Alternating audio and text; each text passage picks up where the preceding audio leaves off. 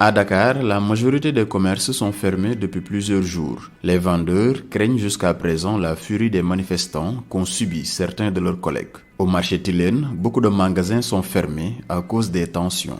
Certains qui vendent des produits périssables sont ouverts, malgré eux.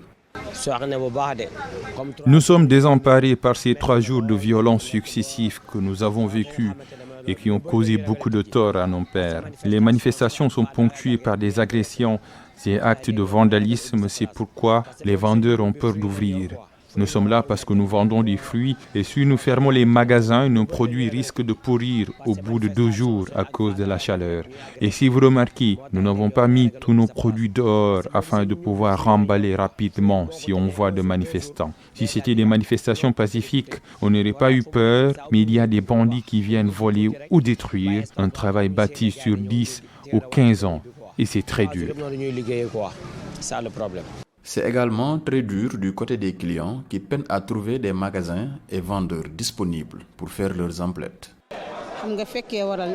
Nous nous estimons heureux d'être en vie et nous rendons grâce à Dieu. Certes, mais il faut dire que le pays est sans dessous-dessus. Et actuellement, c'est très difficile pour les mères de famille que nous sommes.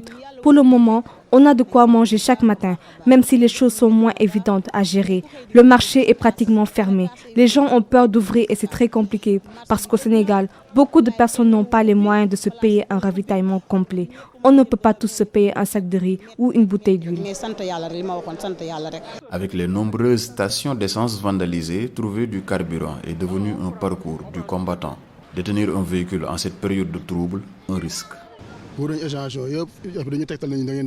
Nous avons parcouru plusieurs quartiers de Dakar sans trouver un point de ravitaillement. Finalement, c'est un automobiliste qui nous a dit que la station de Soumbédioune est fonctionnelle et nous avons foncé ici. Nous prions vraiment pour que tout cela se termine et que la paix revienne, car même le fait d'être propriétaire d'un véhicule est devenu source d'angoisse. Moi, en tant que jeune, j'ai investi mon argent pour acheter cette voiture et la mettre en location afin de subvenir à mes besoins.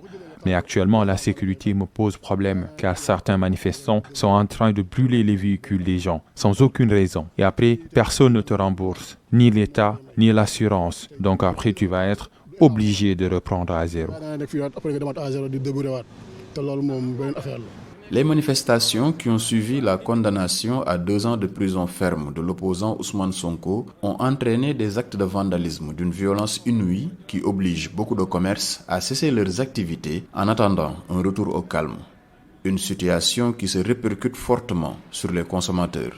Seydina Abba Gueye pour VOA Afrique, Dakar.